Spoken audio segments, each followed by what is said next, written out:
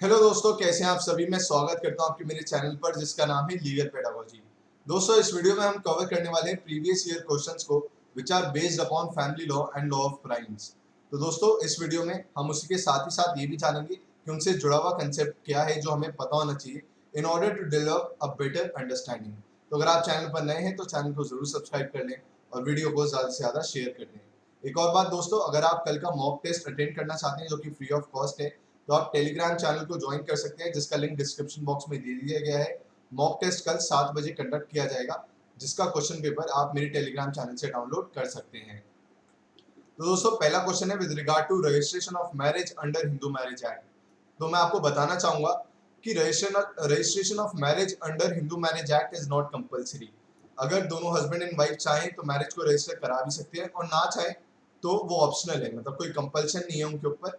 अगर वो रजिस्टर नहीं भी कराते मैरिज को तो भी वो वैलिड मैरिज मानी जाती है। तो ये बात आप याद रखिएगा। इसका आंसर होगा option B, that is optional. अगला क्वेश्चन है दोस्तों, an adoption made by a Hindu male without the consent of wife. तो मैं आपको बताना चाहूंगा कि जब भी कोई अडॉप्ट करते हैं आप किसी बच्चे को, चाहे वो सन हो या फिर कोई डॉटर हो, तो एक बात ये जरूरी है कि आप दूसरा जो आपका है, जैसे अगर हस्बैंड ने अडॉप्ट किए तो वाइफ का कंसेंट जरूरी है, और वाइफ ने अडॉप्ट किए तो हस्बैंड का कंसेंट जरूरी है अगर वो मैरिड है। अनलेस एंड अनटिल जो दूसरा स्पाउस है, मतलब अगर हस्बैंड ने अडॉप्ट किया और वाइफ अनसाउंड माइंड की है, तो इस केस में वाइफ का कंसेंट लेना जरूरी नहीं है। या वाइफ ने किया और हस्बैंड अनसाउंड माइंड है, तो इस केस में भी कंसेंट लेना जरूरी नहीं है।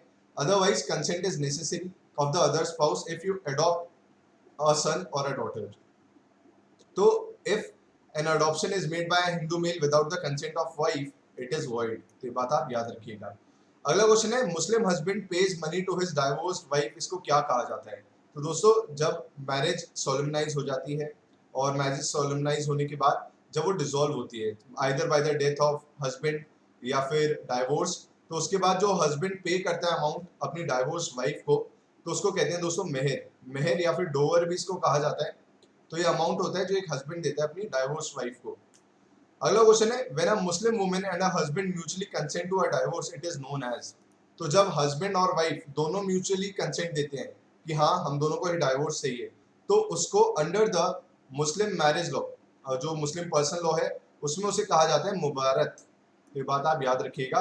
और खुला क्या होता है? खुला तब होता है जब जो ऑफर है डाइवोर्स का वो बाय वाइफ दिया जाए। तो ये बात आप याद रखिएगा। मुबारक का मतलब ये होता है जब म्यूचुअल कंसेंट से डाइवोर्स होता है बिटवीन द मुस्लिम स्पाउसेस। तो ये बात आपको पता होनी चाहिए। अगला क्वेश्चन है the primary source of Muslim law is. तो दोस्तों, प्राइमरी सोर्स मुस्लिम लॉ का माना गया है कुरान को। कुरान जो कि मुस्लिम्स की एक होली बुक मानी जाती है, और ये कहा जाता है कि ये प्रॉफिट मोहम्मद को दी गई थी बाय ऑलमाइटी गॉड। और दोस्तों, जब मैंने सोर्सेज ऑफ मुस्लिम लॉ पढ़ाए थे तो ये बात डिस्कस करी थी आपसे विद रिगार्ड टू कुरान, इजमास, कियास। तो अगर आप चाहें तो उस वीडियो को रेफर कर सकते हैं to develop a better understanding. अगला क्वेश्चन है दोस्तों the Shah Bano case is related to. दोस्तों, ये बहुत इंपॉर्टेंट केस है, आपको पता होना चाहिए हर हाल में। It was related to Muslim wife's right to maintenance after divorce. तो दोस्तों, पहले जो राइट था मुस्लिम वुमेन का वो पर्सनल लॉ के अंडर तो था ही कि इद्दत के दौरान वो चाहे तो मेंटेनेंस क्लेम कर सकती थी। पर अब क्वेश्चन ये आया था इस केस में कि क्या वही राइट सीआरपीसी में भी है उनको। क्या मुस्लिम वुमेन सीआरपीसी के अंतर्गत अंडर सेक्शन 125 ऑफ सीआरपीसी क्या मेंटेनेंस क्लेम कर सकती है फ्रॉम हर हस्बैंड। तो ये बोला गया कि yes, CrPC is applicable to a Muslim women as well as to a Hindu women. It is not confined to a particular religion. तो मुस्लिम वुमेन को राइट है to claim maintenance from her husband even after divorce under section 125 of CrPC. अगला question है कि when cruelty would not be a ground for divorce in the given circumstances। आप जानते हैं कि cruelty एक one of the grounds है to seek divorce। तो पूछा गया इन केसेस में से कौन सा ऐसा केस होगा जब इसको cruelty नहीं माना जाएगा। तो दोस्तों, वो होगा option D, that is husband's desire that wife should learn English. खाली हस्बैंड का डिजायर है, ऐसा नहीं है उसके ऊपर मारपीट करके वो उसको कह रहे हैं या कोई कंपल्सन या दबाव बना रहे हैं कि नहीं तो इंग्लिश सीख। खाली एक डिजायर है, तो डिजायर की वजह से ऑफ कोर्स वो उसको क्रूअल्टी नहीं माना जा सकता और वो ग्राउंड ऑफ डाइवोर्स नहीं हो सकता। पर अगर आप इंसल्ट करते हैं दोस्तों के सामने अपनी वाइफ की तो वो एक क्रूअल्टी मानी जाएगी। या बच्चों का ख्याल नहीं रखते हैं या फिर डाउरी की डिमांड करते हैं, तो ये सब क्रूअल्टी में आता है। अगला क्वेश्चन है for a valid adoption the age of child should be below. देखिए, एक वैलिड एडॉप्शन के लिए consent of the other spouse तो रिक्वायर्ड है ही, जो मैंने अभी आपको बताया। उसके साथ ये भी जरूरी है कि जो बच्चा जिसको आप अडॉप्ट करें उसकी एज बिलो 15 ईयर्स होनी चाहिए। तो आपको ये बात पता होना चाहिए, इसको लिख लीजिए रजिस्टर में। अगला क्वेश्चन है, the doctrine of transferred malice is contained in which section of IPC. तो दोस्तों ट्रांसफर्ड मैलिस का मतलब ये होता है कि आपकी इंटेंशन थी मेरा मर्डर करने की, पर मेरी जगह आप मेरे दोस्त का मर्डर कर देते हैं, तो इस केस में भी आपको उतनी ही सजा मिलेगी जो आपको मिलती है मेरे केस में। जो आपने मेरा मर्डर किया होता, जितनी सजा उसमें मिलती है उतनी ही सजा आपको तब मिलेगी जब आप मेरे दोस्त का मर्डर करते हैं, जबकि इंटेंशन आपकी थी मेरा मर्डर करने की। तो इसको कहते हैं ट्रांसफर्ड मैलिस, कि मतलब मैलिस जो था, मैल इंटेंशन जो थी, वो मेरे पे ना अप्लाई होके किसी और पे ट्रांसफर हो गई। ये बात आप याद रखिएगा। तो doctrine of transferred malice is contained under section 301 of IPC. अगला क्वेश्चन है सेल्फ डिफेंस को लेके। तो मैं आपको बताना चाहूंगा self defence is available as a defence both in crimes as well as under torts. तो क्राइम्स में भी सेल्फ डिफेंस एक डिफेंस माना जाता है और टॉर्ट्स में भी सेल्फ डिफेंस एक डिफेंस है, जिसमें आप अपनी प्रॉपर्टी, अपनी लाइफ या दूसरे की प्रॉपर्टी या लाइफ बचाने के लिए दूसरे पर अटैक करते हैं। अगला क्वेश्चन है sexual intercourse with a girl under dash is rape even if she had given her consent. तो मैं आपको बताना चाहूंगा कि 375 सेक्शन 375 जो कि रेप से डील करता है। तो एक बात मैं आपको बताना चाहूंगा कि अगर कोई गर्ल है और उसकी एज 18 से कम है और वो आपको कंसेंट देती है to indulge in sexual intercourse, तो अगर उसकी रजामंदी भी है, उसका कंसेंट भी है, तो भी उसे रेप ही माना जाता है, क्योंकि ये माना जाता है कि the consent of a minor is irrelevant, is immaterial. अगला क्वेश्चन है with regard to case of intoxication. आपको पता होगा कि दो तरीके की इंटॉक्सिकेशन होती है, एक होती है वॉलंटरी इंटॉक्सिकेशन, एक होती है इनवॉलंटरी। वॉलंटरी मतलब जब आप खुद जाके शराब पी लें, इनवॉलंटरी जब आपको जबरदस्ती अगेंस्ट योर विल शराब पिलाई जाए।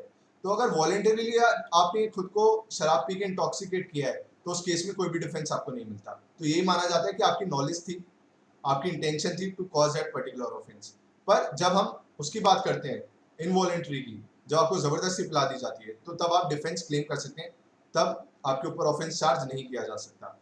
तो रामलाल गॉट ड्रंक वॉलंटरीली, तो वर्ड इंपॉर्टेंट है वॉलंटरीली, मतलब खुद से उसने शराब P on his way home, और जब वो जा रहा था तो उसने पुलिसमैन को असॉल्ट कर दिया। तो इनमें से क्या चीज करेक्ट होगी? तो मैंने आपको अभी बताया कि वॉलंटरीली इंटॉक्सिकेशन है, खुद उसने शराब पी है, तो उसके ऊपर ऑफेंस चार्ज हो सकता है। So Ramlal can be held liable because he got drunk voluntarily. अगला क्वेश्चन है actus non facit reum nisi mens sit rea. तो दोस्तों ये मैगजीन है जिसको हमने डिस्कस किया था जब लीगल मैगजीन डिस्कस किए थे। तो ये कहता है कि खाली एक्टर्स रिया हो और मेंस रिया ना हो, आपकी इंटेंशन ना हो किसी को इंजरी पहुंचाने की, किसी को हार्म पहुंचाने की, और खाली आपने एक्ट किया हो, तो गिल्टी एक्ट की वजह से खाली आपके ऊपर क्रिमिनल लायबिलिटी फिक्स नहीं की जा सकती, आपको लायबल नहीं माना जाएगा unless and until it is accompanied with guilty mind, guilty intention. So it is a fundamental principle of criminal liability. ये बात आपको पता होनी चाहिए। अगला क्वेश्चन है can a woman be charged with the offence of adultery. तो दोस्तों मैं आपको बताना चाहूंगा कि एडल्ट्री अब तो एक ऑफेंस नहीं रहा है। सेक्शन 497 एडल्ट्री को डील करता है ऑफ आईपीसी, अभी ऑफेंस नहीं रहा है, अब it is a ground of divorce. और जब ये ऑफेंस था भी तो उसमें क्या था कि वाइफ के अगेंस्ट एडल्ट्री के चार्जेस नहीं लगते थे, या फिर अगर कोई वुमेन इंडल्ज होती थी एडल्ट्री में तो उसके खिलाफ भी ऑफेंस चार्ज नहीं होता था, ये मेल के खिलाफ ही था। और जब इसको अनकॉन्स्टिट्यूशनल डिक्लेयर किया in the case of Joseph Shine versus Union of India, Joseph Shine versus Union of India के केस में इसको अनकॉन्स्टिट्यूशनल डिक्लेयर किया था और बोला गया था कि खाली अब ये ग्राउंड ऑफ डाइवोर्स होगा, ये अब ऑफेंस नहीं माना जाएगा। तो उसमें ये बात भी एक सामने आई थी कि it is against right to equality, article 14 को वायलेट करता है, क्योंकि खाली जो मेल होता है उसके ऊपर ही ऑफेंस चार्ज होता है, वुमेन के ऊपर ऑफेंस से चार्ज नहीं होता। तो ये भी वन ऑफ द ग्राउंड्स थे जिसके बेसिस पे इसको अनकॉन्स्टिट्यूशनल डिक्लेयर किया गया था इन दैट पर्टिकुलर केस, और अब ये खाली ग्राउंड ऑफ डाइवोर्स है। तो पहले the women was not charged, so can a woman be charged with the offence of adultery? So इसका आंसर होगा नो। अब एडल्ट्री तो खैर मैन के अगेंस्ट भी नहीं चार्ज हो सकता, अभी ऑफेंस ही नहीं रहा, पर जब ये क्वेश्चन पूछा गया बीएचयू 2013 में, तो तब वुमेन के अगेंस्ट नहीं हो सकता था, मेल के अगेंस्ट ही हो सकता था। A finds a diamond ring not knowing to whom it belongs, he sells it immediately to a jeweler. तो A को एक डायमंड रिंग मिली, उसको पता नहीं था किसको ये बिलोंग करती है, कौन इसका ओनर है। अब बात क्या है इसमें, देखिए एक बात ये है कि क्या उसने रियल ओनर ढूंढने की कोशिश की? नहीं की। अगर उसने रियल ओनर ढूंढने की कोशिश की होती और फिर भी उसे वो बंदा ना मिला होता, तो क्रिमिनल मिसएप्रोप्रिएशन ना माना जाता। पर इस केस में उसको पता नहीं था कौन है इसका ओनर और जाके उसने बेच दी।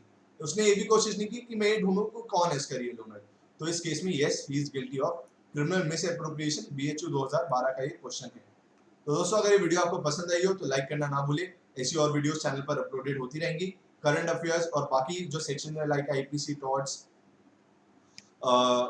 IPC कॉन्ट्रैक्ट, इन सभी पर वीडियोस अपलोडेड है। आप प्लेलिस्ट में जाके उनको चेक कर सकते हैं। Thank you so much.